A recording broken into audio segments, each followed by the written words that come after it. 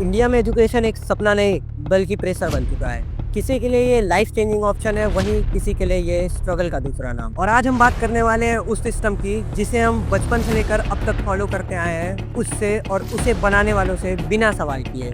और इस सिस्टम से ये सवाल करना भी बहुत ज़रूरी है कि क्या ये स्टूडेंट्स का फ्यूचर बना रहा है या फिर सिर्फ मार्क्स और रेट रेस में भगा रहा है। अब तक मैंने जो भी बातें आप लोगों से शेयर की, आज हम इसी टॉपिक पर बात करने वाले हैं। बिना लेट किए शुरू करते हैं वीडियो को। तुम लास्ट तक बने रहना वीडियो में, एक एक चीज़ को पॉइंट टू पॉइंट समझते हैं। तो राम राम दोस्तों, हमारे स्कूलों में सिलेबस तक अपडेटेड नहीं है और टीचर्स का तरीका भी अब इतना पुराना हो चुका है कि बच्चों को बिल्कुल इंटरेस्ट नहीं आ रहा है उस चीजों में। और सिलेबस के दबाव में क्रिएटिविटी पर भी कोई ध्यान नहीं दे रहा है कि क्रिएटिविटी भी हमारे लिए उतनी ही जरूरी है जितना कि हमारा एजुकेशन। ब्रिटिश राज का वो मॉडल जो क्लर्क तैयार करने के लिए बनाया गया था, 21st सेंचुरी में भी इसी रूल को फॉलो करते हुए क्लर्क्स को चुना जा रहा है। Annual status of education report ASER के अकॉर्डिंग हमारे ग्रामीण इलाकों में जो बच्चे रहते हैं उनकी बेसिक लर्निंग भी बहुत कमजोर है। टीचर्स बोलते हैं, स्टूडेंट्स लिख देते हैं और उनके रिजल्ट के बेसिस पर उन्हें जज कर दिया जाता है। सिस्टम उनसे ये सवाल कभी नहीं पूछता कि उन्हें कुछ समझा या फिर नहीं। कोटा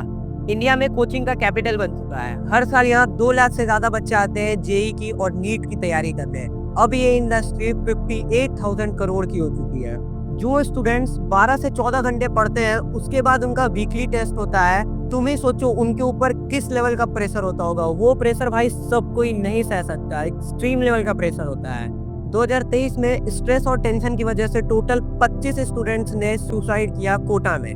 ये केवल एक नंबर नहीं, उन 25 परिवारों का सपना टूटा है जिन्होंने अपने बच्चों को एक उम्मीदें लेकर भेजा था कि मेरा बेटा कोटा जाएगा और वहां से पढ़कर बड़ा आदमी बनकर आएगा। कोचिंग इंस्टीट्यूट वाले फ्यूचर नहीं सेलेक्ट करते, बल्कि वो केवल और केवल सिलेक्शन मशीन बन चुके हैं। देश भर के छोटे शहरों से आए हुए उन स्टूडेंट्स को बहुत सारे स्ट्रगल और बहुत सारी मुसीबतें फेस करनी पड़ती है। कमजोर इंफ्रास्ट्रक्चर, इंटरनेट की कमी और साथ ही साथ इंग्लिश मीडियम का प्रेशर बच्चों के सपनों और आत्मविश्वास दोनों को तोड़ देता है। मैं हिंदी मीडियम से हूँ, इतना बोलते ही सामने वाले को जज कर लिया जाता है कि वो कमजोर है।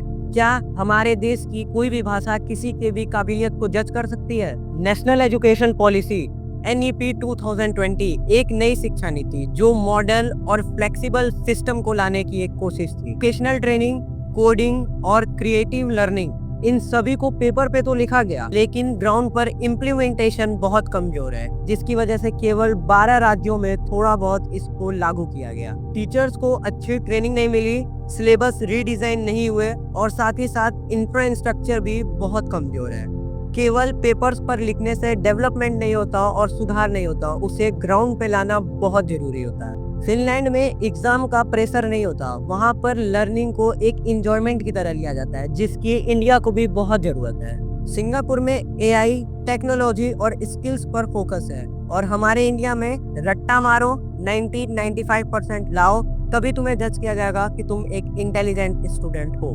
तो क्या रियल वर्ल्ड में केवल मार्क्स से चलते हैं? क्वेरली साइमंड्स QS रैंकिंग के अनुसार भारत की कोई भी टॉप यूनिवर्सिटी ऐसी नहीं है जो टॉप 200 ग्लोबल लिस्ट में शामिल हो। प्राइवेट कोचिंग्स, डमी स्कूल्स और साथ ही साथ एजुटेक एप्स अब एजुकेशन की एक पूरी इंडस्ट्री बन चुकी है। स्टूडेंट्स को कोई मेंटल हेल्थ सपोर्ट नहीं, कोई स्ट्रिक्ट रेगुलेशन नहीं, बस और बस पैसा और प्रेशर। ये सिस्टम ड्रीम नहीं बना रहा है, बल्कि ड्रीम्स को सेल कर रहा है। अब बदलाव जरूरी है। टीचर्स की क्वालिटी पर ध्यान देना और ग्रामीण इलाकों को डिजिटल एक्सेस देना बहुत जरूरी है। और साथ ही साथ स्कूल में मानसिक स्वास्थ्य काउंसलर, कोचिंग और एजुटेक एप्स पर एक स्ट्रिक्ट रेगुलेशन भी जरूरी है। सिर्फ एग्जाम्स पर नहीं, पर्सनैलिटी और स्किल्स पर भी उतना ही फोकस करना होगा। हमें सिर्फ पढ़ा लिखा नहीं, बल्कि समझदार, क्रिएटिव और भावात्मक रूप से भी एक मजबूत युवा चाहिए। अगर आप देश के स्टूडेंट हैं या फिर बच्चों के पेरेंट्स या फिर देश के केवल और केवल एक जिम्मेदार नागरिक हैं, तो इस चीज को समझना होगा और कड़ा से कड़ा एक्शन लेना होगा, क्योंकि